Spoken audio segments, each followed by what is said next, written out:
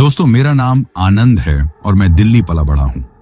आज जो कहानी मैं आपको सुनाने जा रहा हूं वो मेरे जीवन की एक ऐसी खौफनाक हकीकत है जिसने मुझे जड़ों तक हिलाकर रख दिया था।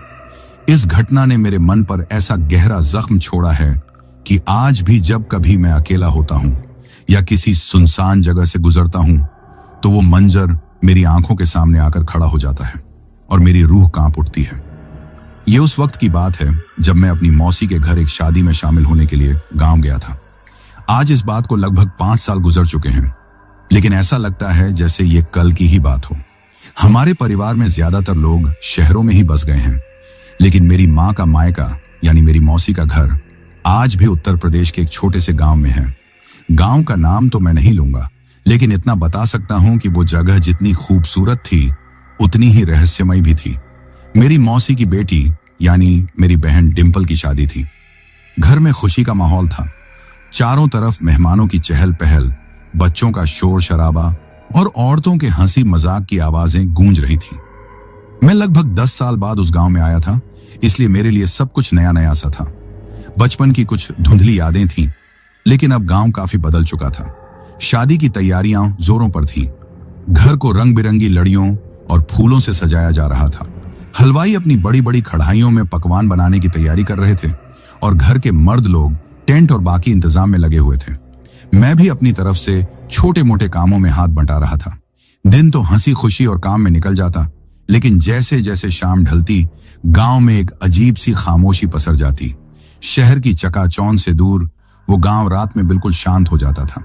बस कहीं दूर से कुत्तों के भौंकने की या झिंगुरों की आवाज आती रहती थी। शादी को बस 2 दिन बचे थे।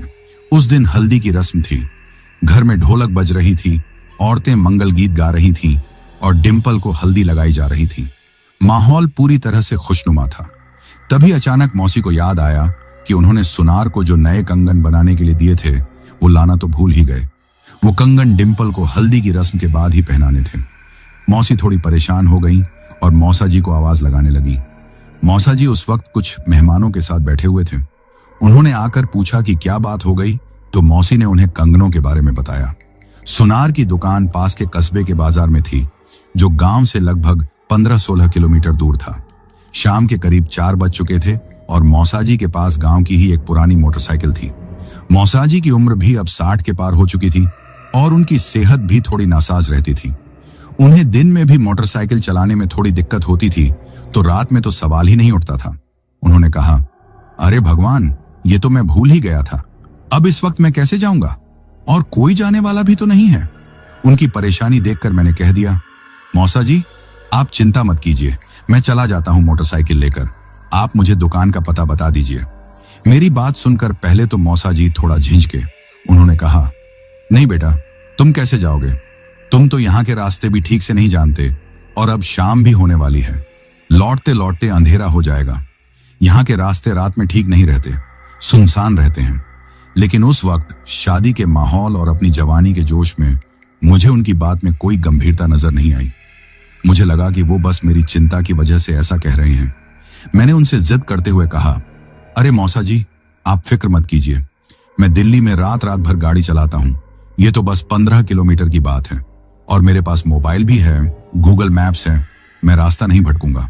आप बस मुझे भेज दीजिए, मैं 1 घंटे में जाकर वापस आ जाऊंगा।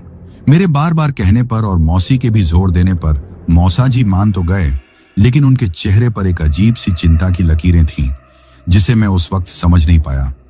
उन्होंने मुझे अपनी पुरानी मोटरसाइकिल की चाबी दी और दुकान का पता अच्छी तरह से समझा दिया। उन्होंने बार बार हिदायत दी कि बाजार में ज्यादा देर मत करना और सूरज ढलने से पहले ही गांव की तरफ वापस लौट आना। मैंने उनकी बात पर हामी भर दी और पैसे लेकर मोटरसाइकिल स्टार्ट करके बाजार की तरफ निकल पड़ा। शुरू में तो सफर काफी अच्छा लग रहा था। सड़क के दोनों तरफ हरे भरे खेत थे, ठंडी हवा चल रही थी और सूरज धीरे धीरे नीचे जा रहा था। मैं अपनी ही धुन में मोटरसाइकिल चलाता हुआ जा रहा था। गांव से बाहर निकलते ही एक कच्ची पक्की सी सड़क शुरू हो गई जो सीधे कस्बे तक जाती थी। उस सड़क पर ज्यादा भीड़ भाड़ नहीं थी। कभी कभार कोई साइकिल वाला या कोई दूसरी मोटरसाइकिल गुजर जाती थी। लगभग 45 मिनट चलाने के बाद मैं कस्बे के बाजार में पहुंच गया। बाजार काफी छोटा लेकिन चहल पहल से भरा हुआ था। मैंने मौसा जी के बताए हुए पते पर सुनार की दुकान ढूंढ निकाली। सुनार मौसा जी को अच्छी तरह से जानता था। मैंने उसे अपना परिचय दिया तो उसने मुझे बैठने के लिए कहा। उसने बताया कि कंगन तो तैयार हैं, बस थोड़ी सी पॉलिशिंग बाकी है, जिसमें करीब आधा घंटा लगेगा। मैंने सोचा कि चलो ठीक है, आधा घंटा ही तो है, तब तक मैं भी थोड़ा बाजार घूम लेता हूं। मैंने सुनार से कहा कि ठीक है, आप तैयार करके रखिए, मैं आधे घंटे में आता हूं। यह मेरी जिंदगी की सबसे बड़ी भूल थी। वो आधा घंटा कब 1 घंटे में बदल गया मुझे पता ही नहीं चला। मैं बाजार में इधर उधर घूमता रहा, कुछ दोस्तों के लिए छोटी मोटी चीजें देखता रहा और वक्त का ध्यान ही नहीं रहा। जब मुझे याद आया तो मैं भागा भागा सुनार की दुकान पर पहुंचा। तब तक सूरज लगभग डूब चुका था और आसमान में हल्की हल्की लालिमा छा गई थी। सुनार ने कंगन पैक करके मुझे दे दिए। मैंने पैसे चुकाए और जल्दी से मोटरसाइकिल की तरफ बढ़ा। मेरे मन में अब मौसाजी की बात गूंज रही थी कि अंधेरा होने से पहले लौट आना। मैंने मोटरसाइकिल स्टार्ट की और गांव की तरफ चल पड़ा। अभी मैं कस्बे से बाहर निकला ही था कि मौसम ने अचानक करवट बदल ली। आसमान में काले काले बादल घिर आए थे और तेज हवाएं चलने लगी थी। दिन की रोशनी अब पूरी तरह से खत्म हो चुकी थी और चारों तरफ अंधेरा छा गया था। मोटरसाइकिल की हेडलाइट उस सुनसान सड़क पर रोशनी का अकेला झरिया थी। मुझे अब थोड़ा डर लगने लगा था। वो खेत जो शाम को इतने खूबसूरत लग रहे थे, अब अंधेरे में किसी काले साए की तरह डरावने लग रहे थे। मैं मोटरसाइकिल की रफ्तार तेज करने की कोशिश कर रहा था, लेकिन वो पुरानी मोटरसाइकिल एक हद से ज्यादा तेज नहीं चल रही थी। हवा इतनी तेज थी कि मुझे मोटरसाइकिल संभालने में भी मुश्किल हो रही थी। तभी अचानक बूंदाबांदी शुरू हो गई और देखते ही देखते वो बूंदाबांदी एक तेज बारिश में बदल गई। अब मेरी हालत खराब हो चुकी थी। मैं पूरी तरह से भीग गया था। ठंड से मेरे हाथ कांप रहे थे और बारिश की वजह से मुझे आगे का रास्ता भी साफ दिखाई नहीं दे रहा था। मैं मन ही मन खुद को कोस रहा था कि मैंने मौसा जी की बात क्यों नहीं मानी। अगर मैं वक्त पर निकल गया होता तो अब तक घर पहुंच चुका होता। अब इस सुनसान सड़क पर इस तूफानी बारिश में मैं बिल्कुल अकेला था। दूर दूर तक न कोई इंसान दिख रहा था, न कोई घर। मैंने मोबाइल निकालकर नेटवर्क देखने की कोशिश की, लेकिन वहां कोई नेटवर्क नहीं था। अब मेरा डर और भी बढ़ गया था। बारिश और तेज होती जा रही थी। मुझे लगा कि ऐसे में आगे बढ़ना ठीक नहीं है। मोटरसाइकिल फिसल सकती है और कोई हादसा हो सकता है। मैंने सोचा कि कहीं रुकने की कोई जगह मिल जाए तो बारिश थमने का इंतजार करूं। मैं धीरे धीरे मोटरसाइकिल चलाता हुआ आगे बढ़ रहा था और मेरी नजरें किसी छप्पर या किसी दुकान को ढूंढ रही थी जहां मैं कुछ देर के लिए रुक सकूं। तभी मोटरसाइकिल की रोशनी में मुझे सड़क से थोड़ी दूर एक पुराना सा घर दिखाई दिया। वो एक मंजिला घर था जो शायद बहुत सालों से वीरान पड़ा था। उसकी दीवारें काली पड़ चुकी थीं, प्लास्टर जगह जगह से उखड़ गया था और छत पर जंगली घास उग आई थी। उसे देखकर ही एक अजीब सी सिरहन दौड़ गई, लेकिन उस वक्त मेरे पास और कोई चारा भी नहीं था। बारिश से बचने के लिए वो उस सुनसान सड़क पर एकमात्र सहारा नजर आ रहा था।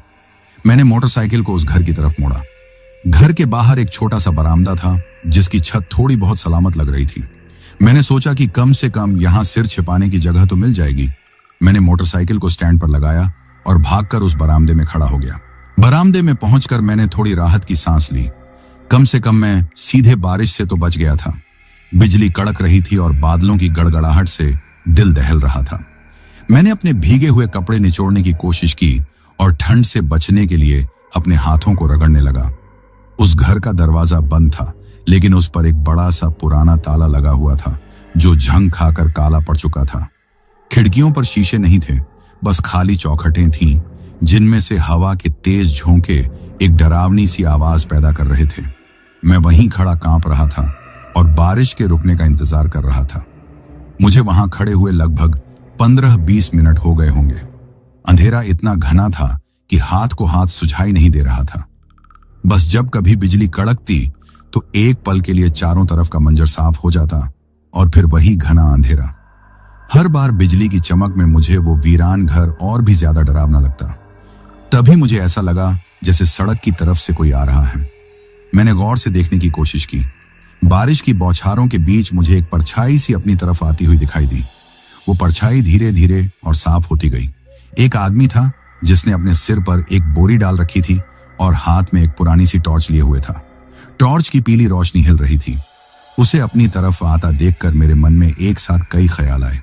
डर भी लगा कि इतनी रात को इस सुनसान जगह पर यह कौन हो सकता है, लेकिन एक उम्मीद भी जगी कि शायद कोई मदद मिल जाए। वो आदमी धीरे धीरे चलकर मेरे पास उस बरामदे में आ गया। उसने अपने सिर से बोरी हटाई और मुझे देखकर थोड़ा मुस्कुराया। उसकी शक्ल देखते ही मेरी जान में जान आई। वो कोई और नहीं, मेरे मौसाजी थे। मैंने हैरानी से कहा, मौसाजी, आप यहाँ क्या कर रहे हैं? उन्होंने अपनी टॉर्च का मुंह जमीन की तरफ करते हुए कहा, वो मैं तुम्हें ही देखने आ रहा था। जब बहुत देर हो गई और तुम नहीं लौटे तो घर पर सबको चिंता होने लगी। फिर ये बारिश भी शुरू हो गई तो मैं बस देखने चला आया कि तुम कहाँ रह गए। उनकी बात सुनकर मुझे बहुत शर्मिंदगी महसूस हुई। मैंने कहा, माफ करना मौसाजी, वो बाजार में थोड़ी देर हो गई और फिर ये बारिश शुरू हो गई तो मैं यहाँ रुक गया। कोई बात नहीं, उन्होंने कहा। अच्छा किया जो यहाँ रुक गए। ऐसी बारिश में मोटरसाइकिल चलाना ठीक नहीं है। थोड़ी देर यहीं इंतजार कर लेते हैं। बारिश थोड़ी हल्की हो जाए तो फिर साथ में ही चलेंगे। मैं उनकी मौजूदगी से काफी सहज महसूस कर रहा था। मेरा सारा डर खत्म हो गया था। अब मुझे उस वीरान घर से भी डर नहीं लग रहा था। हम दोनों वहीं बरामदे में खड़े होकर बारिश के थमने का इंतजार करने लगे। मैंने उनसे पूछा, लेकिन मौसाजी, आप इतनी बारिश में पैदल कैसे आ गए? मेरी इस बात पर उन्होंने एक पल के लिए मेरी तरफ देखा और फिर एक अजीब सी मुस्कुराहट के साथ बोले, अरे गांव के आदमी हैं बेटा, हमें आदत है इन सब चीजों की। और फिर जब बच्चे की चिंता हो तो माँ बाप को कुछ महसूस नहीं होता। उनकी बात सुनकर मुझे तसल्ली तो हुई, लेकिन मेरे दिमाग के किसी कोने में एक छोटा सा सवाल अटक गया था। घर पर तो और भी लोग थे, जवान लड़के थे। मौसाजी खुद क्यों आए, जिनकी तबीयत खुद ठीक नहीं रहती, और वो भी इतनी तेज बारिश में इस सुनसान रास्ते पर पैदल?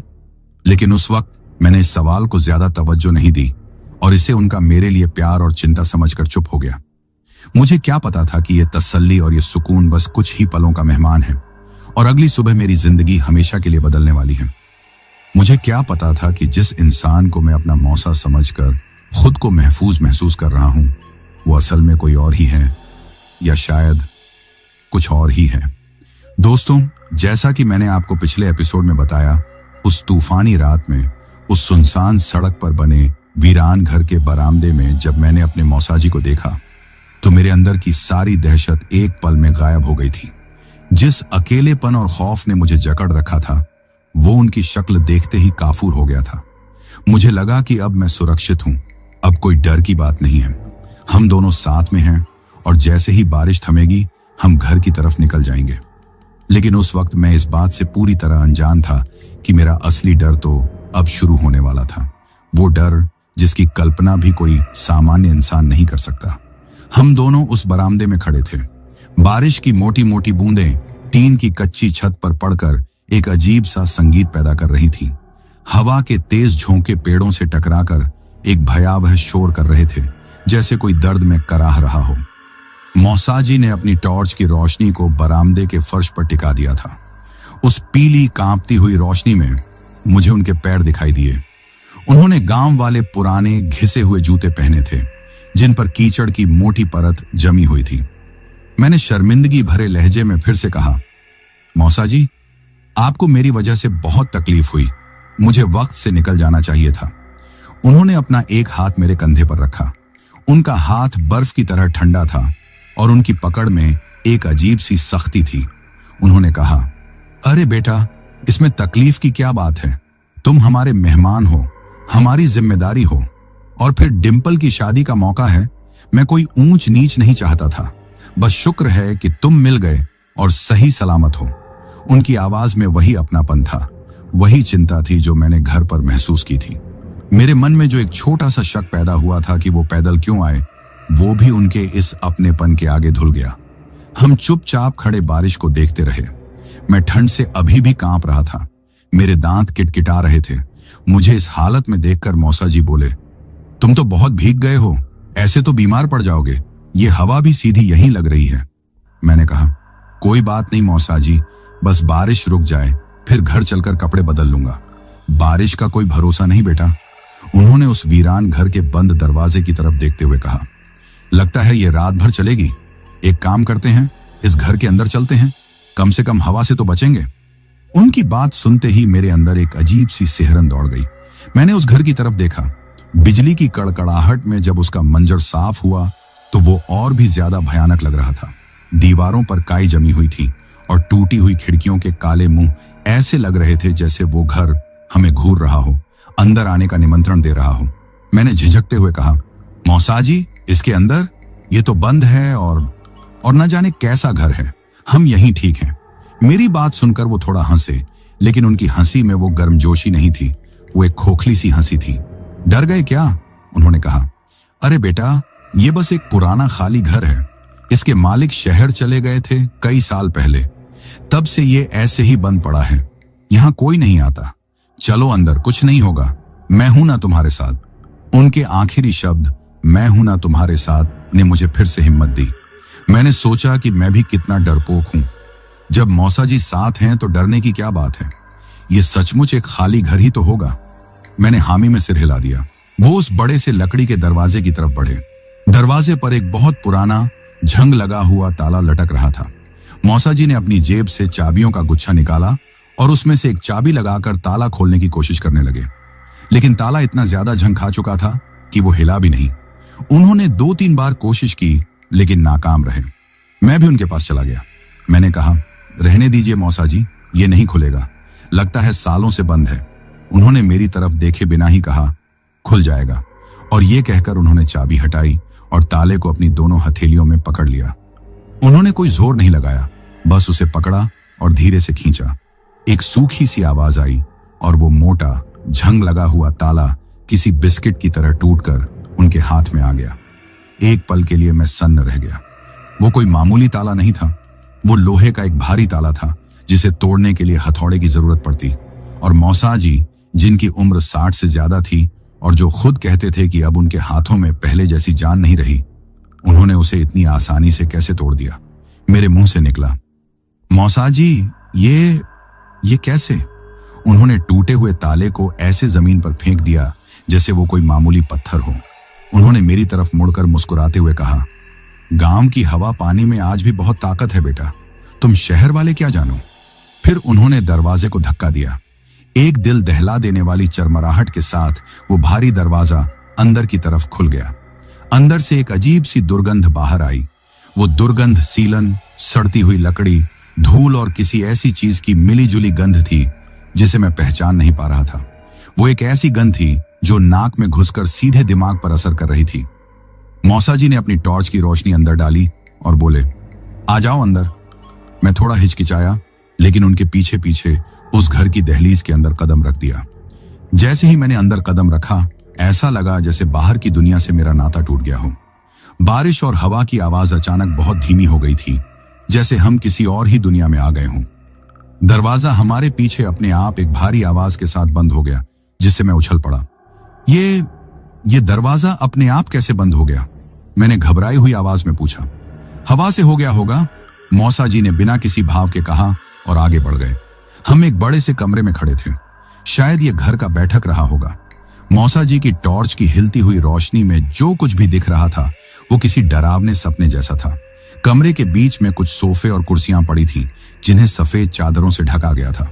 उन चादरों पर धूल की इतनी मोटी परत जमी थी कि उनका असली रंग भी पता नहीं चल रहा था। दीवारों पर लगे जाले किसी कलाकार की बनाई हुई कलाकृति की तरह लग रहे थे, मोटे और घने। छत के कोनों से लेकर दीवारों तक हर जगह मकड़ियों ने अपना साम्राज्य बना रखा था। फर्श पर धूल और सूखे पत्तों का ढेर लगा हुआ था। एक कोने में एक पुरानी सी मेज पड़ी थी, जिस पर शायद कभी कोई गुलदस्ता रखा होगा, लेकिन अब वहां सिर्फ एक खाली धूल भरा गुलदान था। दीवारों का प्लास्टर जगह जगह से झड़ चुका था और उसके नीचे से झांकती हुई ईंटें किसी जख्म की तरह लग रही थीं। मैंने अपने मोबाइल की टॉर्च जलाई। मेरी टॉर्च की सफेद रोशनी ने कमरे को और भी ज्यादा भयावह बना दिया। तभी मेरी नजर फर्श पर पड़े एक गहरे काले धब्बे पर गई। वो धब्बा काफी बड़ा था और ऐसा लग रहा था जैसे वहां कोई तरल चीज गिरी हो और फिर सूख गई हो। मैंने मौसा जी से पूछा, मौसा जी, ये किस चीज का निशान है? उन्होंने उस धब्बे की तरफ एक नजर देखा और फिर मेरी तरफ। उनकी आंखों में एक पल के लिए एक अजीब सी चमक आई और फिर गायब हो गई।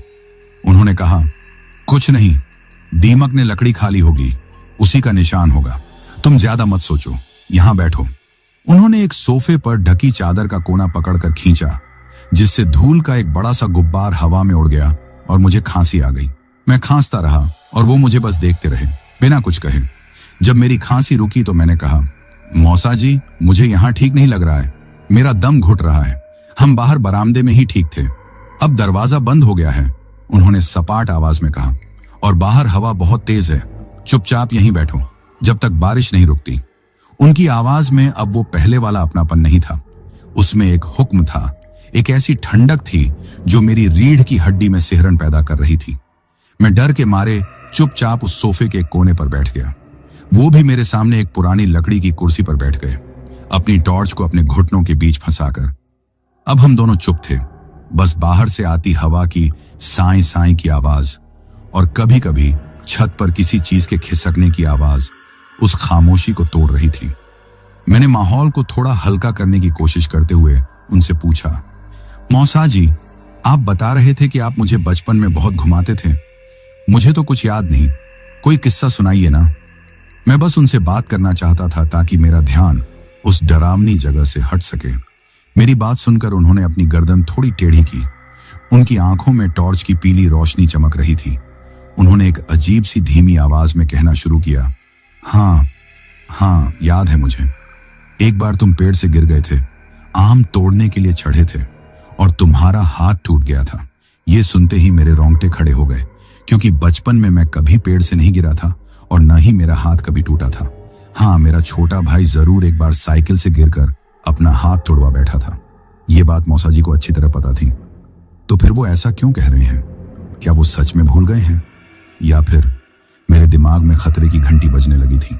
मैंने अपनी कांपती हुई आवाज में कहा, नहीं मौसा जी, वो मैं नहीं। वो तो छोटू था जो साइकिल से गिरा था। मैं तो कभी पेड़ पर चढ़ा ही नहीं। मेरी बात सुनकर वो खामोश हो गए। उन्होंने कोई जवाब नहीं दिया, बस मुझे घूरते रहे। उनकी वो खामोश नजरें किसी छुरी की तरह मेरे सीने में ढंस रही थीं। अब मुझे यकीन हो गया था कि कुछ तो बहुत ज्यादा गड़बड़ है। ये मेरे मौसा जी नहीं हैं, या अगर हैं भी तो ये वो नहीं हैं जिन्हें मैं जानता हूं। मेरा दिल जोर जोर से धड़कने लगा, मेरे हाथ पैर ठंडे पड़ गए थे। मैंने उठने की कोशिश की, लेकिन जैसे मेरे पैरों में जान ही नहीं थी। मैंने कहा, मौसा जी, मुझे घर जाना है, बारिश होती रहेगी, मैं चला जाऊंगा। तभी अचानक मेरे मोबाइल की टॉर्च, जो अब तक ठीक जल रही थी, 2-3 बार झपकी और फिर बंद हो गई। कमरे में अब सिर्फ उनकी टॉर्च की पीली डरावनी रोशनी थी। अंधेरा और भी घना हो गया था। मोबाइल भी बंद हो गया। मैंने लगभग रोते हुए कहा। वो अपनी कुर्सी से धीरे धीरे उठे। उनके उठने से कुर्सी में एक चरमराहट हुई। वो मेरी तरफ बढ़ने लगे। हर कदम के साथ मेरा दिल उछलकर मेरे मुंह को आ रहा था। डर लग रहा है? उन्होंने पूछा, और इस बार उनकी आवाज बिल्कुल अलग थी। वो एक भारी, खुरदरी और मर्दाना आवाज नहीं थी। वो एक पतली, फुसफुसाती हुई आवाज थी, जिसमें एक अजीब सी मक्कारी भरी हुई थी। वो मेरे बिल्कुल करीब आकर खड़े हो गए। मैंने डर के मारे अपनी आंखें बंद कर लीं। मुझे लगा कि ये मेरी जिंदगी का आखिरी पल है। आंखें खोलो, उस बदली हुई आवाज ने कहा। मैंने हिम्मत करके अपनी आंखें खोली। उन्होंने अपनी टॉर्च का मुंह जमीन पर कमरे के एक कोने की तरफ कर दिया था। उस रोशनी के घेरे में जो चीज मुझे दिखाई दी, उसे देखकर मेरी चीख मेरे गले में ही फंस कर रह गई। उस कोने में धूल और जालों के बीच एक छोटी बच्ची की पायल पड़ी हुई थी। चांदी की एक पायल जिस पर छोटे छोटे घुंघरू लगे थे। वो बिल्कुल नई लग रही थी, जैसे उसे अभी अभी वहां किसी ने रखा हो। और तभी उस शख्स ने, जिसे मैं अपना मौसा समझ रहा था, कुछ कहा, कुछ ऐसा जिसने मेरी आत्मा को भी कंपा दिया। उस पतली फुसफुसाती हुई आवाज ने कहा, वो कई सालों से एक नए साथी का इंतजार कर रही है और आज उसे तुम मिल गए हो। दोस्तों, उस पल, उस वीरान घर के उस स्याह कोने में पड़ी उस अकेली पायल को देखकर और उस बदली हुई फुसफुसाती आवाज को सुनकर मेरे जिस्म में जो खून था वो जैसे जम गया था। मेरा दिमाग सुन्न हो चुका था और मेरे शरीर ने हरकत करना बंद कर दिया था। मैं एक पत्थर की मूर्ति की तरह बन गया था, जो देख सकता था, सुन सकता था, लेकिन हिल नहीं सकता था। मेरी चीख मेरे गले के अंदर ही घुट कर रह गई थी। वो आखिरी वाक्य, वो कई सालों से एक नए साथी का इंतजार कर रही है और आज उसे तुम मिल गए हो, किसी जहरीले तीर की तरह मेरे कानों से होकर मेरे दिलो दिमाग में उतर गया था। जिस इंसान को मैं अपना मौसा समझ रहा था, वो अब भी मेरे सामने खड़ा था। उसका चेहरा, उसका शरीर, सब कुछ मेरे मौसा जी जैसा ही था, लेकिन उसकी मौजूदगी में अब वो अपनापन नहीं, बल्कि एक अनजानी बर्फीली दहशत थी। उसकी आंखों में जो पीली रोशनी चमक रही थी, उसमें अब चिंता नहीं, बल्कि एक शैतानी चमक थी, एक शिकारी की चमक जो अपने शिकार को बेबस देखकर खुश हो रहा हो। मेरे दिमाग में हजारों सवाल एक साथ कौंध रहे थे। ये कौन है? ये क्या है? मेरे मौसाजी कहाँ हैं? क्या ये कोई सपना है? हाँ, यकीनन ये कोई भयानक सपना ही होगा। मैं शायद उस बरामदे में ठंड की वजह से बेहोश हो गया हूं और ये सब मेरे डरे हुए मन का वहम है। मैंने अपनी आंखें जोर से भींच लीं, इस उम्मीद में कि जब मैं आंखें खोलूंगा तो खुद को अपनी मौसी के घर अपने बिस्तर पर पाऊंगा। मैंने 1 2 3 तक गिना और फिर धीरे धीरे अपनी पलकें उठाईं, लेकिन कुछ नहीं बदला था। वही वीरान कमरा, वही मकड़ी के जाले, वही सड़न की दुर्गंध और वही शख्स मेरे सामने खड़ा था। वो मेरी इस हरकत को देखकर धीरे धीरे मुस्कुराया। उसकी मुस्कुराहट उसके चेहरे पर खींच रही थी, लेकिन वो उसके होठों तक ही सीमित थी, उसकी आंखों तक नहीं पहुंच पा रही थी। उसकी आंखें अब भी उतनी ही ठंडी और बेरहम थीं। ये सपना नहीं है आनंद, उस पतली फुसफुसाती आवाज ने फिर कहा। उसे मेरा नाम पता था, जाहिर है मैंने ही उसे बताया था, लेकिन अब उसके मुंह से अपना नाम सुनना भी किसी गाली जैसा लग रहा था।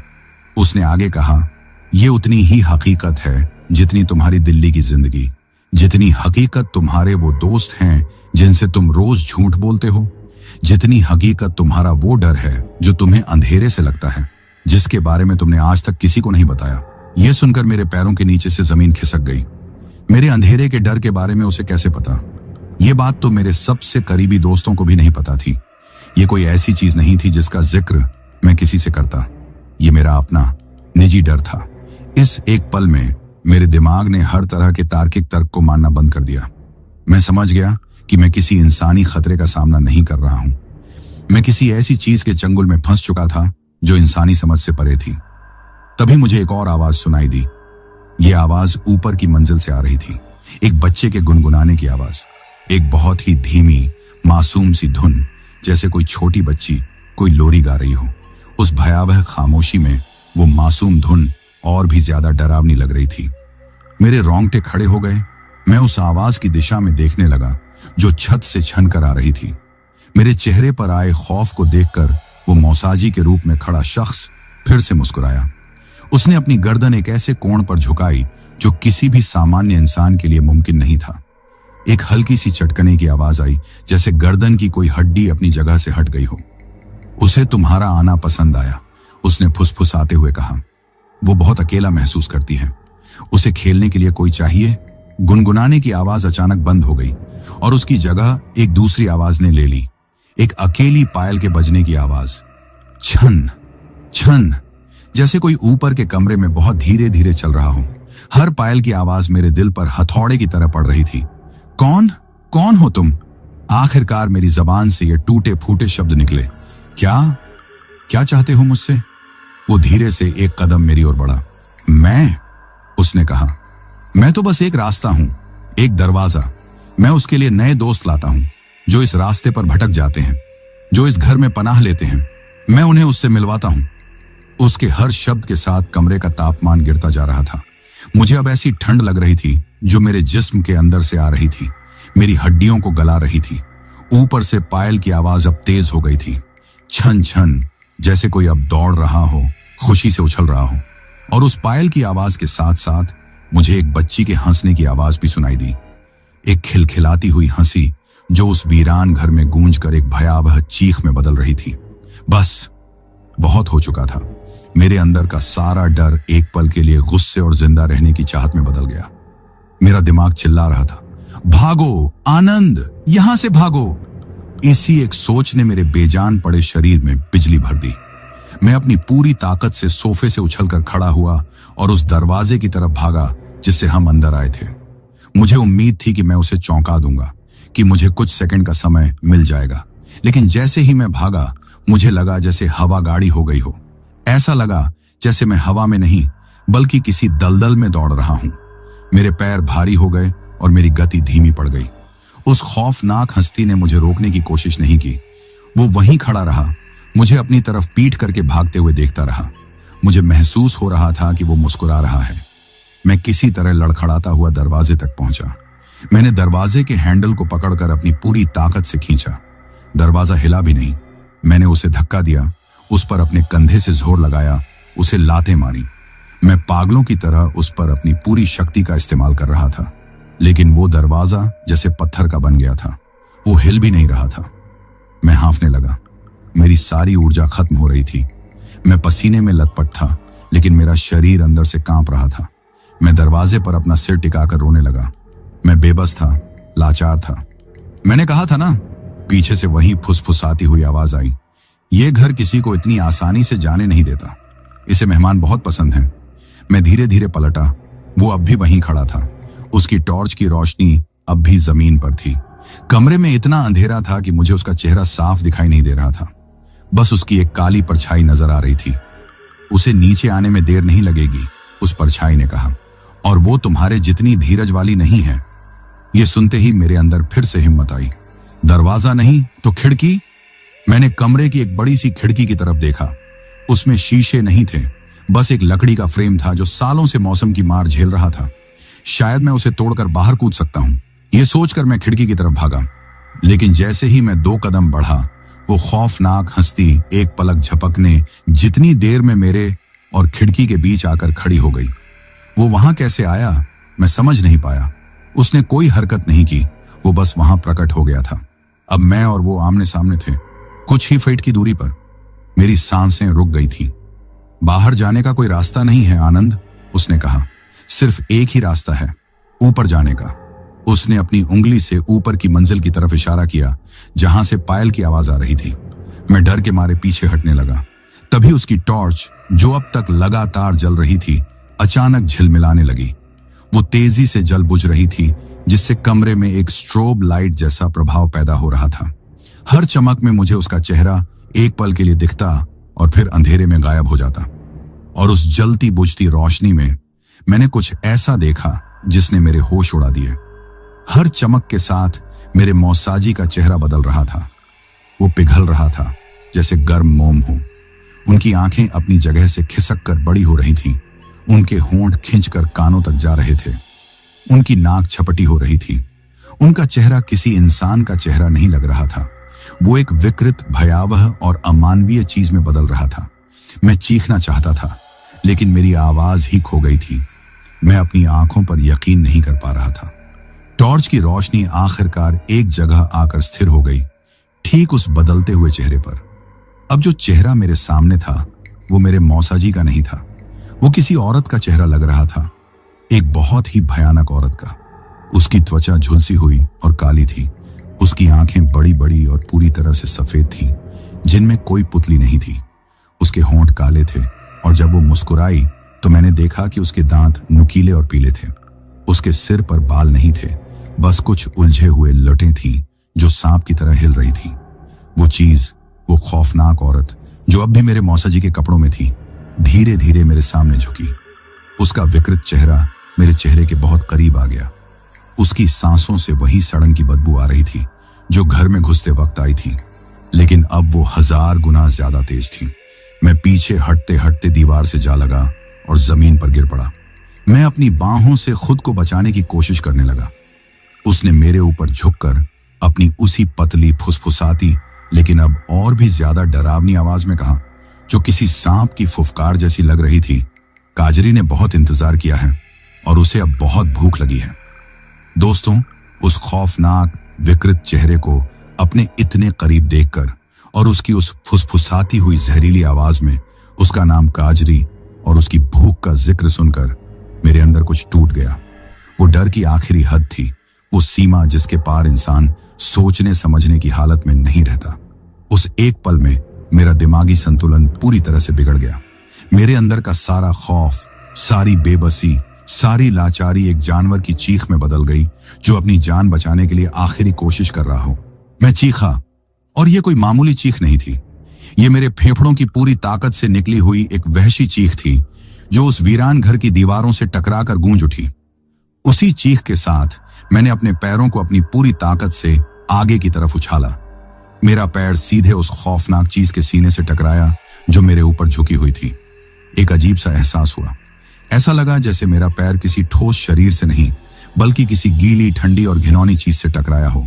लेकिन मेरी लात में इतनी ताकत थी कि वो चीज पीछे की तरफ लड़खड़ा गई। वो गिरी नहीं, बस कुछ कदम पीछे हट गई। शायद उसे मेरे इस पलटवार की उम्मीद नहीं थी। उसकी उन सफेद बिना पुतलियों वाली आंखों में एक पल के लिए हैरानी का भाव आया। बस वही एक पल मेरे लिए काफी था। मेरे दिमाग ने काम करना बंद कर दिया था। अब सिर्फ मेरा शरीर अपनी जान बचाने के लिए हरकत कर रहा था। मैं एक जंगली जानवर की तरह चारों हाथ पैरों के बल जमीन से उठा और भागा। किधर भागना है, कहां जाना है, मुझे कुछ नहीं पता था। मेरे सामने बस एक अंधेरा गलियारा था जो शायद घर के और अंदर की तरफ जाता था, और मैं उसी में घुस गया। मैंने एक बार भी पीछे मुड़कर नहीं देखा। मुझे बस भागना था, उस चीज से, उस आवाज से, उस चेहरे से दूर। वो गलियारा बहुत तंग और अंधेरा था। ऐसा लग रहा था जैसे मैं किसी कब्र के अंदर दौड़ रहा हूं। दीवारों से प्लास्टर की जगह काई की मोटी परतें लटक रही थी जो मेरे कपड़ों से और मेरे चेहरे से टकरा रही थी। वो ठंडी और चिपचिपी थी। जमीन पर धूल और न जाने किस किस चीज की गंदगी की वजह से मेरे पैर फिसल रहे थे। मैं कई बार गिरते गिरते बचा। तभी कुछ ऐसा हुआ जिसने मेरे खौफ को और बढ़ा दिया। जैसे ही मैं उस गलियारे के बीच में पहुंचा, मुझे महसूस हुआ कि दीवारों से कुछ बाहर निकल रहा है। मैंने डरते डरते अपनी नजरें घुमाई। उस काई और प्लास्टर के बीच से, दीवारों के अंदर से इंसानी हाथों जैसी आकृतियां बाहर निकल रही थी। वो हाथ सूखे, झुर्रियों वाले और काले थे। वो मेरी तरफ बढ़ रहे थे, मुझे पकड़ने की कोशिश कर रहे थे। एक हाथ ने मेरी टी शर्ट पकड़ ली। मैंने उसे अपनी पूरी ताकत से झटका और आगे भागा। एक दूसरे हाथ ने मेरे बालों को छूने की कोशिश की। मैं चीखता हुआ उस गलियारे में भागता रहा। चारों तरफ से अब फुसफुसाहट की आवाजें आने लगी थी। कहां जा रहे हो? रुको, वो तुम्हें ढूंढ लेगी। तुम अब हमारे हो। और इन सब आवाजों के ऊपर मुझे अब भी ऊपर की मंजिल से उस पायल की आवाज और उस बच्ची की खिलखिलाहट सुनाई दे रही थी, जैसे वो मेरे इस डर के खेल का पूरा मजा ले रही हो। मुझे लगा कि यह गलियारा कभी खत्म ही नहीं होगा। ऐसा लग रहा था जैसे ये अपनी लंबाई खुद ब खुद बढ़ा रहा है, मुझे अपने अंदर फंसाने के लिए। लेकिन तभी मुझे आगे एक दरवाजा दिखाई दिया। मैंने अपनी बची खुची सारी ताकत लगाकर उस दरवाजे की तरफ दौड़ लगा दी। मैं दरवाजे से टकराता हुआ एक दूसरे कमरे में जा गिरा। यह शायद उस घर की रसोई थी। मेरे गिरते ही कमरे में रखी स्टील की कुछ प्लेटों में झनझनाहट हुई और वो जमीन पर गिर पड़ी, जिससे मेरा दिल उछलकर मुंह को आ गया। मैंने कांपते हुए उठकर उस रसोई का जायजा लिया। वो जगह किसी कसाई खाने से कम नहीं लग रही थी। एक पुरानी सी मेज पर सड़ा हुआ खाना पड़ा था जिस पर कीड़े रेंग रहे थे। दीवार पर लगी कीलों पर कुछ पुराने झंग लगे हुए चाकू लटक रहे थे जो मेरे घुसते ही ऐसे हिले जैसे कोई उन्हें इस्तेमाल करने वाला हो। छत से किसी काले गाढ़े तरल की बूंदें टपक रही थीं। उसकी गंध इतनी घिनौनी थी कि मुझे उल्टी आ गई। मैं अपनी सांसों को काबू करने की कोशिश कर रहा था। तभी मेरी नजर उस रसोई की खिड़की पर पड़ी। वो एक छोटी सी खिड़की थी, लेकिन मेरे लिए वो जन्नत का दरवाजा थी। उस पर शीशा नहीं था, लेकिन उसे बाहर की तरफ से लकड़ी के 3-4 मोटे तख्तों से बंद किया गया था। तख्ते पुराने और गले हुए लग रहे थे। मुझे लगा कि शायद मैं इन्हें तोड़ सकता हूं। यही मेरा एकमात्र मौका था। मैं खिड़की की तरफ लपका और उन तख्तों को अपनी उंगलियों से पकड़कर खींचने की कोशिश करने लगा। वो बहुत मजबूती से लगे हुए थे। मेरे नाखून छिल गए, मेरी उंगलियों से खून बहने लगा, लेकिन मैं पागलों की तरह लगा रहा। तभी रसोई के दरवाजे पर मुझे वहीं परछाई दिखाई दी। काजरी वो दरवाजे पर खड़ी थी। वो दौड़कर नहीं आई थी। वो बहुत धीरे धीरे आराम से चलकर आई थी, जैसे उसे पता हो कि मैं कहीं भाग नहीं सकता। उसका वो विकृत भयानक चेहरा मुझे ही घूर रहा था और उसके काले होंठों पर एक घिनौनी मुस्कान थी। मैंने कहा था ना, उसकी फुफकारती हुई आवाज रसोई में गूंजी। भागने का कोई रास्ता नहीं है। वो धीरे धीरे मेरी तरफ बढ़ने लगी। मैं जानता था कि अगर वो मेरे पास पहुंच गई तो सब खत्म हो जाएगा। मेरी नजरें घबराहट में किसी हथियार को ढूंढ रही थीं। तभी मुझे जमीन पर पड़ा एक मोटा लकड़ी का बेलन दिखाई दिया। शायद कभी इस रसोई में उससे रोटियां बनती होंगी। मैंने एक पल भी नहीं सोचा। मैं नीचे झुका, बेलन उठाया और अपनी पूरी ताकत से उसे उस डरावनी चीज की तरफ फेंका। लेकिन एक हैरत अंगेज घटना हुई। वो बेलन हवा में घूमता हुआ उसकी तरफ गया और उसके शरीर के आर पार निकल गया, जैसे वो कोई इंसान नहीं बल्कि धुएं का एक बादल हो। बेलन उसके पीछे की दीवार से एक भारी आवाज के साथ टकराया और जमीन पर गिर पड़ा। वो वहीं खड़ी हंसने लगी, एक सूखी खौफनाक हंसी। मुझे इन चीजों से नहीं मार सकते मूर्ख लड़के, उसने कहा। तुम अब उसके हो, हमेशा हमेशा के लिए। तुम उसके नए खिलौने बनोगे। उसकी बात सुनकर मेरी सारी उम्मीदें खत्म हो गईं। मैं समझ गया कि मैं एक ऐसी ताकत से लड़ रहा हूं जिसे मैं हरा नहीं सकता। मैं हार गया था। मैं जमीन पर घुटनों के बल बैठ गया और रोने लगा। लेकिन शायद किस्मत को कुछ और ही मंजूर था। जब मैंने हताशा में खिड़की के तख्ते पर अपना हाथ मारा तो एक चमत्कार हुआ। सबसे नीचे वाला तख्ता, जो शायद बारिश और सीलन से पूरी तरह गल चुका था, एक तेज आवाज के साथ टूट गया। एक पल के लिए मैं उसे देखता रहा। एक उम्मीद की किरण, उस डरावनी चीज ने भी उस आवाज को सुना। उसकी हंसी बंद हो गई। नहीं, वो चीखी और तेजी से मेरी तरफ झपटी। लेकिन अब बहुत देर हो चुकी थी। मेरे अंदर न जाने कहां से बिजली जैसी फुर्ती आ गई। मैं उठा और उस टूटे हुए तख्ते की जगह पर अपनी लात मारी। एक और तेज आवाज आई और दूसरा तख्ता भी टूट गया। अब वहां बाहर निकलने के लिए काफी जगह बन गई थी। मैंने एक पल भी बर्बाद नहीं किया। मैंने उस खिड़की से बाहर की तरफ छलांग लगा दी। हवा में एक पल के लिए मुझे ऐसा लगा जैसे मैं आजाद हो गया हूं। मैं खिड़की के टूटे हुए लकड़ी के फ्रेम और कीलों से छिलता हुआ बाहर जमीन पर कीचड़ और बारिश में जा गिरा। मेरी पीठ में और मेरी बाहों में कई जगह कट गया था। दर्द की एक तेज लहर मेरे पूरे शरीर में दौड़ गई। लेकिन मैं जिंदा था। मैं उस घर से बाहर था। मैंने पीछे मुड़कर नहीं देखा। मुझे उस घर के अंदर से एक ऐसी दिल दहला देने वाली चीख सुनाई दी जो किसी इंसान की नहीं हो सकती थी। वो गुस्से, हताशा और नफरत से भरी एक चीख थी। वो एक ऐसे शिकारी की चीख थी जिसके मुंह से उसका शिकार छीन लिया गया हो। मैं कीचड़ में सने हुए कपड़ों के साथ उठा और अपनी मोटरसाइकिल की तरफ भागा, जो अब भी उस वीरान घर के सामने खड़ी थी। बारिश अब भी हो रही थी। मैं मोटरसाइकिल तक पहुंचा। मेरे हाथ इतने बुरी तरह कांप रहे थे कि मैं चाबी को ताले में नहीं डाल पा रहा था। मैंने 2-3 बार कोशिश की। पीछे से मुझे उस घर के दरवाजे के खुलने की चरमराहट सुनाई दी। मैंने हिम्मत करके पीछे नहीं देखा। मुझे पता था कि अगर मैंने देख लिया तो मेरे हाथ पैर फिर से जम जाएंगे। आखिरकार चाबी लग गई। मैंने इग्निशन ऑन किया और सेल्फ स्टार्ट का बटन दबाया। एक क्लिक की आवाज आई और फिर खामोशी। मोटरसाइकिल स्टार्ट नहीं हुई। पुरानी मोटरसाइकिल बारिश में खड़ी खड़ी ठंडी हो गई थी। हे भगवान, प्लीज स्टार्ट हो जा, मैं मन ही मन गिड़गिड़ाया। मुझे अपने पीछे तेजी से कदमों की नहीं बल्कि किसी चीज के घिसटने की आवाज सुनाई दी, जो कीचड़ में फिसलती हुई मेरी तरफ बढ़ रही थी। मैंने एक बार फिर बटन दबाया। एक और क्लिक और फिर घरघराहट की आवाज। आवाज बहुत करीब आ गई थी। मुझे अपने पीछे किसी की बर्फीली मौजूदगी का एहसास हो रहा था। मुझे सड़न की वो बदबू फिर से आने लगी थी। मैंने आंखें बंद कर ली और आखिरी बार अपनी पूरी उम्मीद के साथ बटन को दबाए रखा। एक लंबी घरघराहट के बाद इंजन चालू हो गया। उसकी आवाज उस वक्त मेरे लिए दुनिया का सबसे खूबसूरत संगीत थी। मैंने एक पल भी नहीं गंवाया। मैंने क्लच दबाया, पहला गियर लगाया और एक्सेलरेटर को पूरा घुमा दिया। मोटरसाइकिल का पिछला पहिया कीचड़ में एक पल के लिए फिसला और फिर तेजी से आगे बढ़ गया।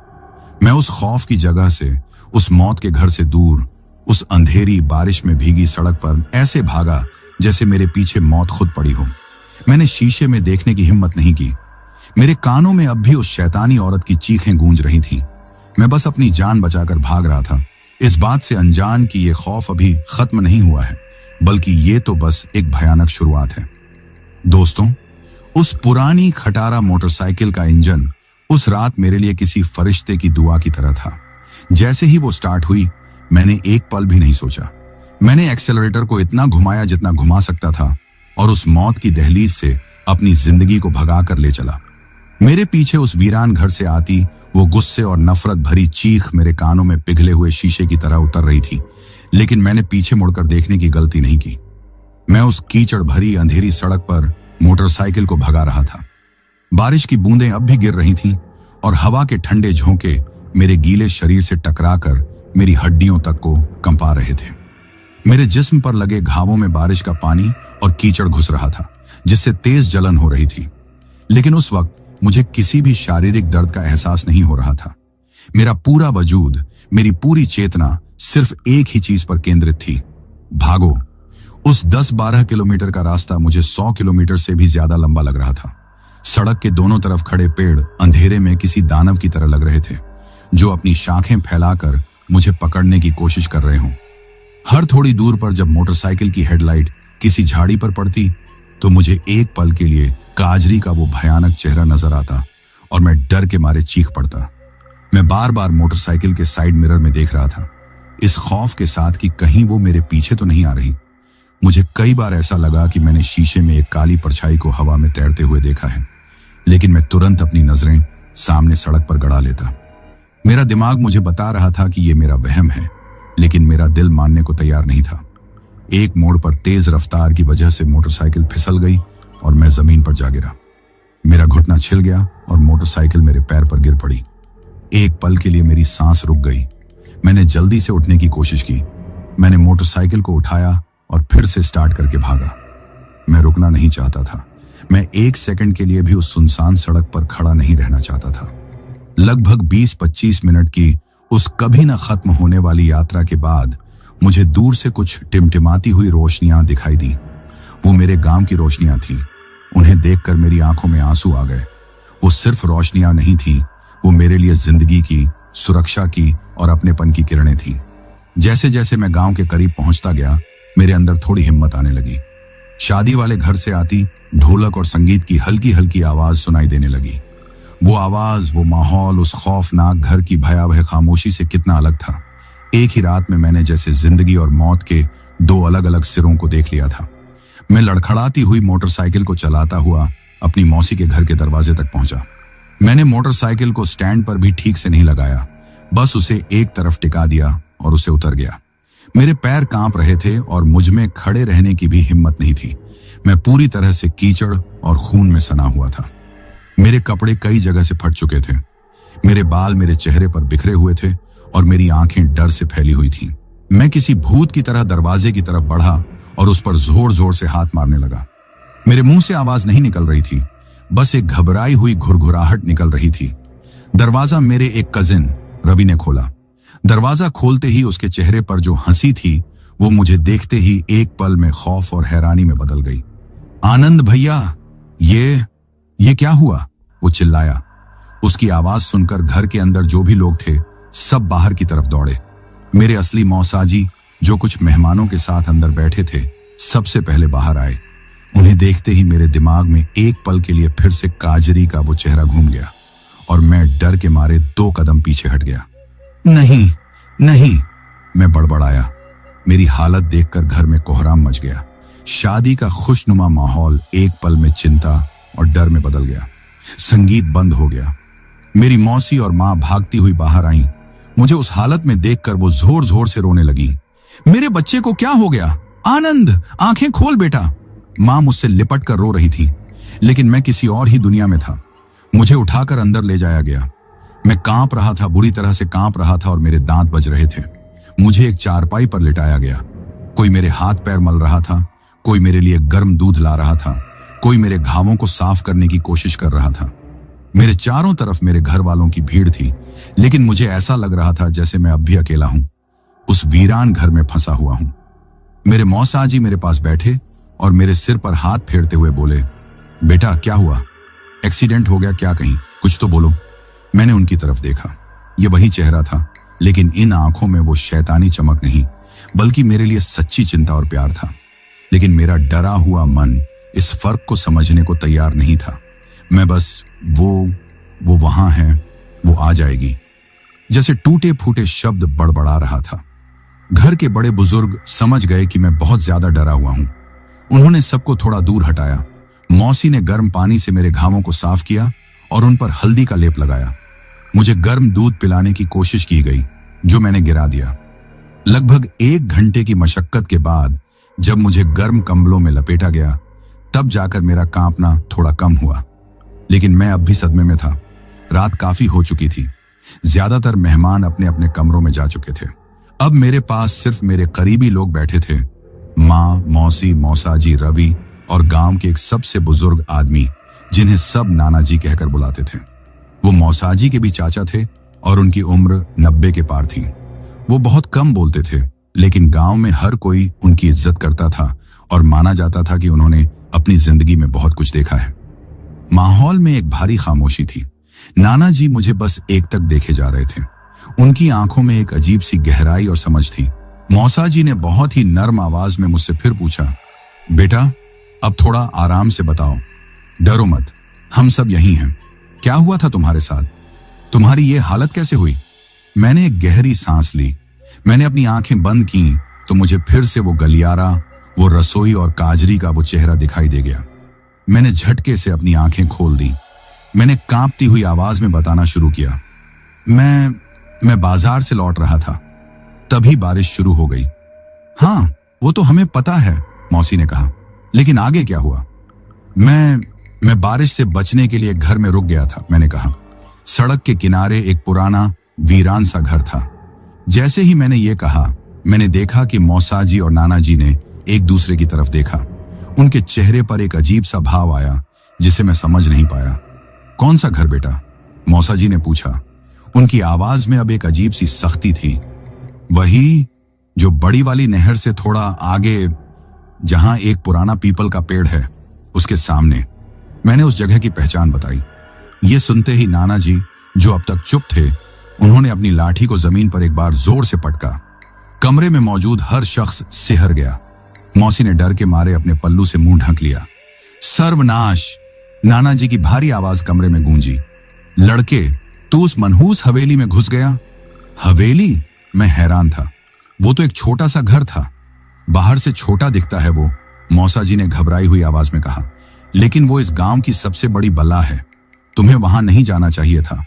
मैंने सुबह ही कहा था कि अंधेरा होने से पहले लौट आना। मेरे अंदर अब थोड़ी हिम्मत आई। मैंने कहा, मैं वहां अकेला नहीं था, आप भी तो वहां थे मेरे साथ। मैंने मौसा जी की तरफ इशारा करते हुए कहा। मेरी बात सुनकर सब चौंक गए। मौसा जी ने हैरानी से कहा, मैं तो पूरे दिन घर से बाहर ही नहीं निकला। मैं तो यहीं मेहमानों के साथ बैठा था। नहीं, मैं लगभग चीख पड़ा। आप आए थे, आपके हाथ में टॉर्च थी। आपने ही कहा था कि अंदर चलते हैं। आपने ही वो झंग लगा ताला तोड़ा था। अब कमरे में मौत जैसा सन्नाटा पसर गया था। माँ और मौसी की आंखों में अब डर साफ झलक रहा था। नाना जी ने अपनी गहरी आंखों से मुझे घूरते हुए पूछा, और क्या हुआ उस घर में? और फिर मैंने उन्हें सब बता दिया। उस बदली हुई आवाज के बारे में, उस पायल की आवाज के बारे में, दीवारों से निकलते हाथों के बारे में, उस विकृत चेहरे के बारे में, और आखिर में मैंने कांपते हुए उस नाम का जिक्र किया। उसने अपना नाम काजरी बताया। काजरी नाम सुनते ही ऐसा लगा जैसे कमरे में किसी ने बम फोड़ दिया हो। मौसी ने जोर से हे भगवान कहा और रोने लगी। रवि डर के मारे उठकर मेरे और करीब आ गया। मौसा जी का चेहरा सफेद पड़ चुका था। सिर्फ नाना जी शांत थे, लेकिन उनकी शांति किसी आने वाले तूफान का संकेत दे रही थी। उन्होंने अपनी आंखें बंद कर लीं और एक गहरी सांस ली। कुछ देर बाद जब उन्होंने आंखें खोली तो उनमें गुस्सा, डर और अफसोस का मिला जुला भाव था। उन्होंने मौसा जी की तरफ देखकर एक ऐसी आवाज में कहा जो सालों के दबे हुए दर्द और राज से भारी थी, वक्त आ गया है रमेश, अब बच्चे को सब सच बताना ही होगा। वो काजरी की दहलीज से जिंदा लौटकर आया है। वो उसे इतनी आसानी से नहीं छोड़ेगी। उसे पता होना चाहिए कि उसका सामना किससे हुआ है।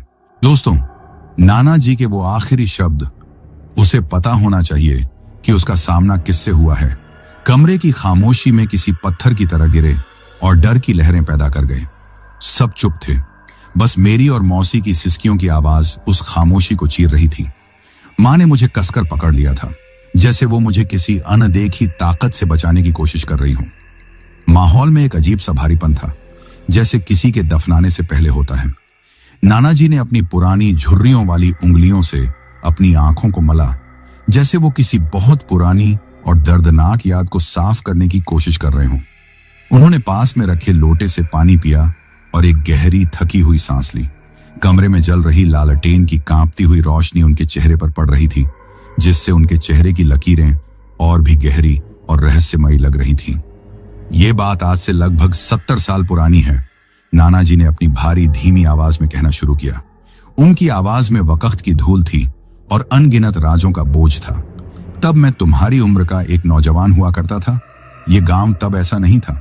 यहाँ खुशहाली थी, रौनक थी, और उस रौनक की सबसे बड़ी वजह थी वो हवेली, जिसे आज तुम लोग मनहूस कहकर बुलाते हो। मैं हैरानी से उनकी तरफ देखने लगा। हवेली? वो तो एक छोटा सा टूटा फूटा घर है। आज वो घर है बेटा, नाना जी ने कहा, लेकिन उस जमाने में वो इस पूरे इलाके की सबसे शानदार हवेली थी। उसके मालिक थे जमींदार हरनाम सिंह। बड़े ही भले और इज्जतदार आदमी थे। पूरी रियासत में उनके जैसा अमीर और रहमदिल कोई नहीं था। और उस हवेली की जान थी उनकी इकलौती बेटी काजरी। जैसे ही नाना जी ने काजरी का नाम लिया, ऐसा लगा जैसे कमरे का तापमान कुछ और गिर गया हो। काजरी, नाना जी ने दोहराया। उनकी आंखें किसी पुरानी तस्वीर को देख रही थीं। वो लड़की नहीं थी, कुदरत का करिश्मा थी। इतनी खूबसूरत कि चांद भी उसे देखकर शर्मा जाए। उसकी हंसी, उसकी शरारतें पूरे गांव में मशहूर थीं। उसे चांदी की पायल पहनने का बहुत शौक था। जब वो हवेली के बगीचे में दौड़ती थी तो उसकी पायल की आवाज दूर तक सुनाई देती थी। वो जिंदगी से भरपूर थी। वो इस गांव की आत्मा थी। नाना जी कुछ देर के लिए चुप हो गए, जैसे उन यादों में खो गए हों। फिर उन्होंने आगे कहना शुरू किया। काजरी की मंगनी पास के गांव के एक नौजवान ठाकुर के लड़के सूरज प्रताप से हुई थी। दोनों एक दूसरे को बहुत पसंद करते थे। उनकी जोड़ी देखकर ऐसा लगता था जैसे भगवान ने उन्हें एक दूसरे के लिए ही बनाया हो। पूरे गांव में उनकी शादी की तैयारियां चल रही थीं। हवेली को दुल्हन की तरह सजाया गया था। ऐसा लगता था जैसे गांव में कोई त्योहार मनाया जा रहा हो। सब कुछ ठीक चल रहा था। नाना जी की आवाज में अब एक कड़वाहट घुल गई थी। लेकिन फिर इस गांव की खुशियों को किसी की नजर लग गई। उस वक्त इलाके में एक नया थानेदार बनकर आया था, दरोगा हिम्मत खान। नाम का हिम्मत था, लेकिन काम उसके शैतानों वाले थे। वो एक अय्याश, जालिम और लालची इंसान था। उसकी गंदी नजर काजरी पर पड़ गई। उसने जमींदार साहब को पैगाम भिजवाया कि वो काजरी से शादी करना चाहता है। जमींदार साहब ने साफ इनकार कर दिया। ये बात हिम्मत खान को बर्दाश्त नहीं हुई। उसने जमींदार साहब को धमकाया, उन्हें झूठे केस में फंसाने की धमकी दी। लेकिन हरनाम सिंह अपनी बात के पक्के थे। उन्होंने अपनी बेटी की जिंदगी किसी शैतान के हाथों में सौंपने से इनकार कर दिया। और फिर वो रात आई। नाना जी की आवाज कांप रही थी। वो काजरी की मेहंदी की रात थी। हवेली में जश्न का माहौल था, नाच गाना चल रहा था। तभी हिम्मत खान अपने कुछ सिपाहियों के साथ शराब के नशे में धुत होकर हवेली में घुस आया। उसने और उसके आदमियों ने हवेली को चारों तरफ से घेर लिया। नाना जी ने अपनी आंखें बंद कर ली। उन्होंने हवेली में कत्लेआम मचा दिया। जो भी सामने आया उसे मार डाला। सूरज प्रताप ने बहादुरी से लड़ने की कोशिश की, लेकिन उन दरिंदों ने उसे काजरी की आंखों के सामने ही बेरहमी से मार दिया। जमींदार साहब और उनकी पत्नी को भी मौत के घाट उतार दिया गया। कमरे में पूरी तरह से सन्नाटा था। माँ और मौसी जोर जोर से रो रही थीं।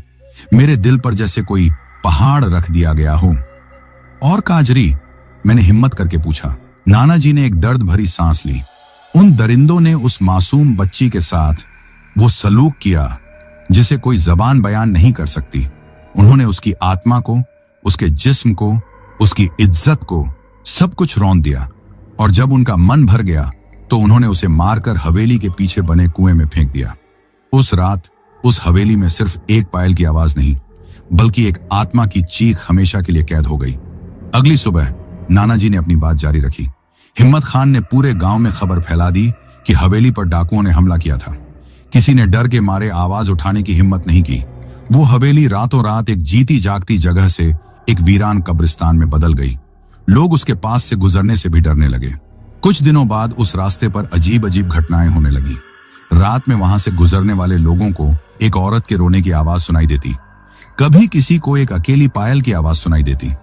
फिर हिम्मत खान और उसके वो सिपाही जो उस गुनाह में शामिल थे, एक एक करके मरने लगे। कोई सड़क हादसे में, किसी की लाश उसी कुएं में मिली, किसी ने डर के मारे खुद को फांसी लगा ली। उनके शरीर ऐसी हालत में मिलते थे कि देखकर किसी की भी रूह कांप जाए। हम समझ गए थे, मौसा जी ने कांपती हुई आवाज में कहा, कि ये काजरी की आत्मा का बदला है। वो अब काजरी नहीं, बल्कि एक प्यासी डायन बन चुकी थी। एक ऐसी आत्मा जिसे इंसाफ नहीं मिला था और जो अब अपना इंसाफ खुद कर रही थी।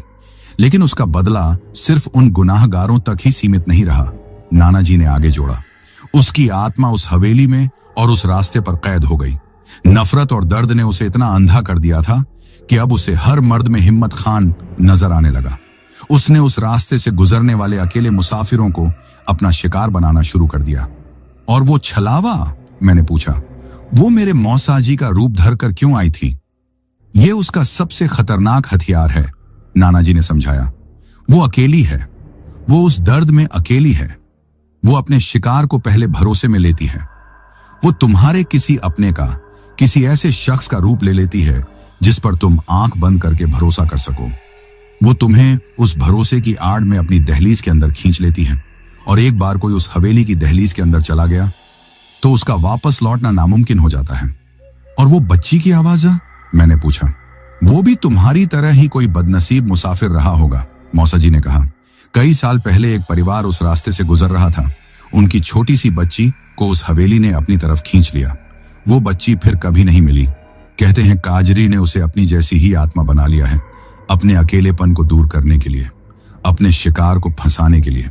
अब सारी कड़ियां जुड़ रही थी।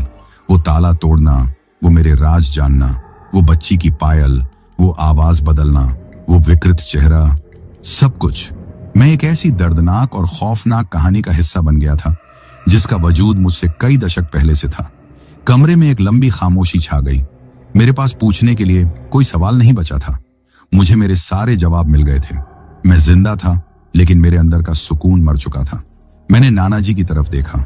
उनकी आंखों में मेरे लिए अफसोस था। मैंने हिम्मत करके आखिरी सवाल पूछा, नाना जी, अब क्या होगा? मैं तो वहां से भाग आया, क्या अब सब ठीक हो जाएगा? मेरी इस बात पर नाना जी ने जो जवाब दिया, उसने मेरे पैरों तले बची खुची जमीन भी खींच ली। उन्होंने मेरी आंखों में सीधे देखते हुए कहा, बेटा, असली कहानी ये नहीं है कि वहां क्या हुआ था। असली समस्या तो अब शुरू हुई है। समस्या ये है कि उसने तुम्हें देख लिया है। उसने तुम्हें अपना शिकार चुना था, और काजरी जिसे एक बार चुन लेती है उसे इतनी आसानी से कभी नहीं छोड़ती। उन्होंने एक पल का विराम लिया और फिर वो शब्द कहे जिन्होंने मेरी किस्मत का फैसला सुना दिया। उस हवेली से तुम्हारा बचकर निकलना तुम्हारी इस कहानी का अंत नहीं था बेटा, वो तो बस शुरुआत थी। दोस्तों, नाना जी के वो आखिरी शब्द मेरे लिए किसी जज द्वारा सुनाई गई उम्र कैद की सजा की तरह थे। उस हवेली से तुम्हारा बचकर निकलना तुम्हारी इस कहानी का अंत नहीं था बेटा, वो तो बस शुरुआत थी। ये शब्द मेरे कानों में गूंजते रहे और मेरे दिलो दिमाग पर एक अमिट मोहर की तरह छप गए।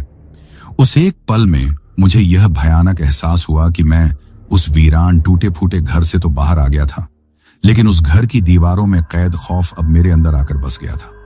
मैं अब आजाद नहीं था, मैं एक चलता फिरता कैदी बन गया था जिसकी अदृश्य जंजीरें काजरी के हाथों में थीं।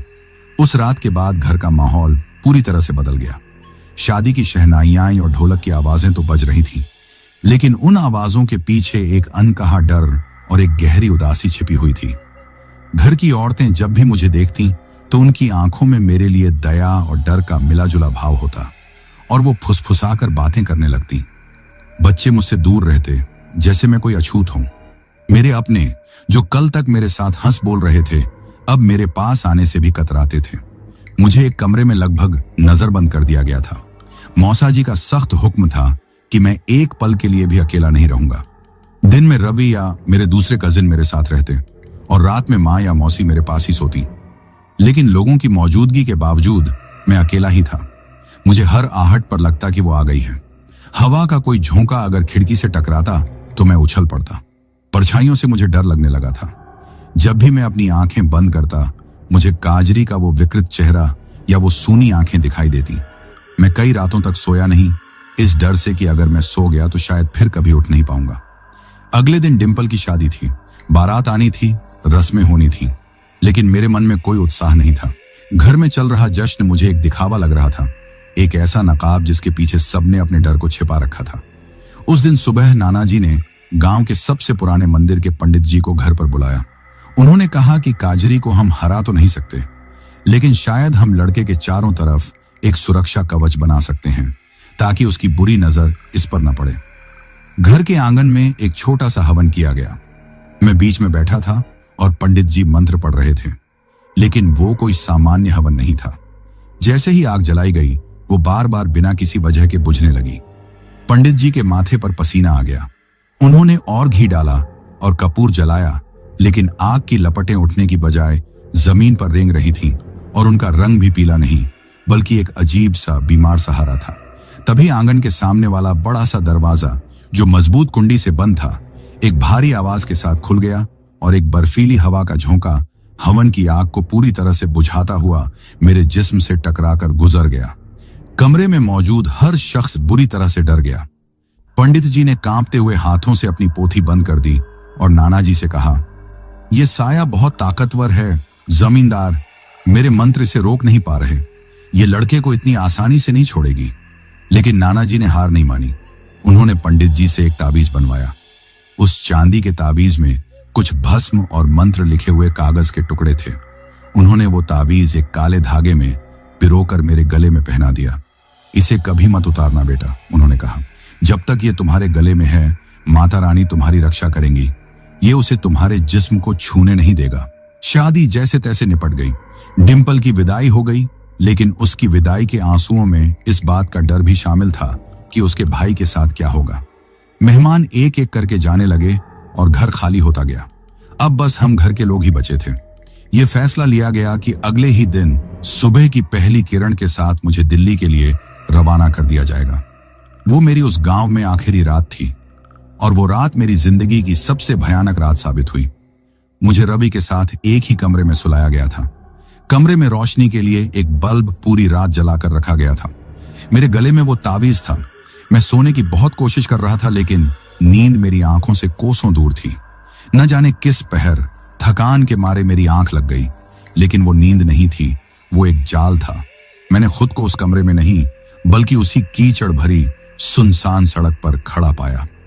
मेरे सामने वही मनहूस हवेली खड़ी थी, लेकिन इस बार वो टूटी फूटी और वीरान नहीं थी। वो अपनी पूरी शान और शौकत के साथ खड़ी थी। उसमें रोशनियां जल रही थीं, अंदर से संगीत और लोगों के हंसने की आवाजें आ रही थी, ठीक वैसी ही जैसी नाना जी ने अपनी कहानी में बताई थी।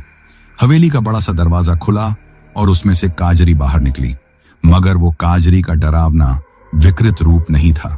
वो वही खूबसूरत जवान काजरी थी जिसके बारे में नाना जी ने बताया था। उसने एक बहुत ही सुंदर लहंगा पहना था। उसके चेहरे पर एक मासूम मुस्कान थी और उसकी आंखों में चमक थी। उसने चांदी की पायल पहनी हुई थी और इस बार एक नहीं, दोनों पैरों में। वो मुस्कुराती हुई मेरी तरफ बढ़ी। डर क्यों रहे हो? उसने एक बहुत ही मीठी और शहद जैसी आवाज में कहा। देखो मेरा घर कितना सुंदर है। अंदर सब जश्न मना रहे हैं। तुम भी चलो, मैं बहुत अकेली हूं। तुम मेरे दोस्त बन जाओ, हम हमेशा साथ रहेंगे। उसने अपना हाथ मेरी तरफ बढ़ाया। एक पल के लिए मैं सच में उसकी बातों में आ गया। उसकी आवाज में इतना दर्द और अकेलापन था कि मेरा दिल पिघलने लगा। मुझे लगा कि शायद यही सही है। इस रोज रोज के डर से तो अच्छा है कि मैं उसकी बात मान लूं। मैं अपना हाथ उसकी तरफ बढ़ाने ही वाला था, तभी अचानक मेरे गले में मौजूद ताबीज आग की तरह गर्म हो गया। ऐसा लगा जैसे किसी ने मेरे सीने पर जलता हुआ कोयला रख दिया हो। मैं दर्द के मारे चीख पड़ा। उसी पल मुझे दूर से अपनी मां की आवाज सुनाई दी, जो मुझे पुकार रही थी, आनंद बेटा।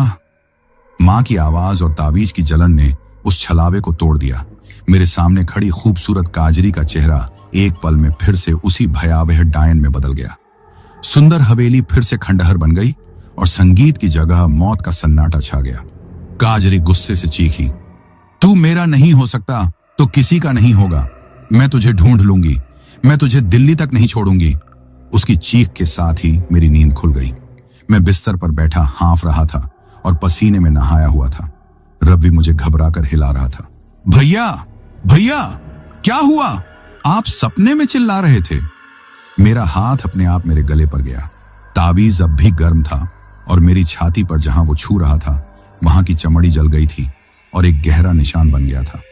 उस रात के बाद किसी ने कोई सवाल नहीं पूछा। सुबह 4 बजे ही मौसा जी और रवि मुझे लेकर पास के कस्बे के रेलवे स्टेशन के लिए निकल पड़े।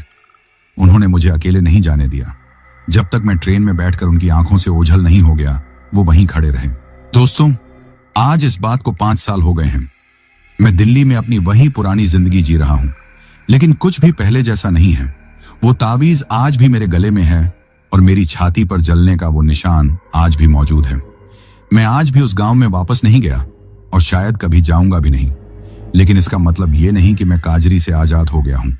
मैं आज भी रात में सोते हुए डर जाता हूं।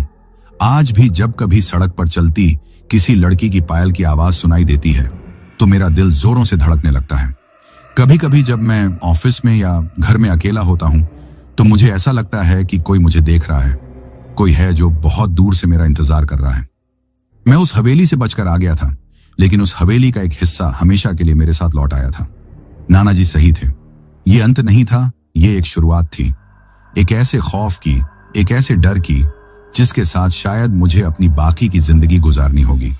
मेरी कहानी उन लोगों के लिए एक चेतावनी है जो रोमांच या मजबूरी में ऐसी जगहों पर चले जाते हैं जहां जाना मना होता है। कुछ दरवाजे बंद ही रहें तो अच्छा है, क्योंकि अगर वो एक बार खुल जाए तो आप भले ही बाहर निकल आए, पर उनके अंदर की बुराई आपके साथ बाहर आ जाती है, हमेशा हमेशा के लिए। तो दोस्तों, ये कहानी यही खत्म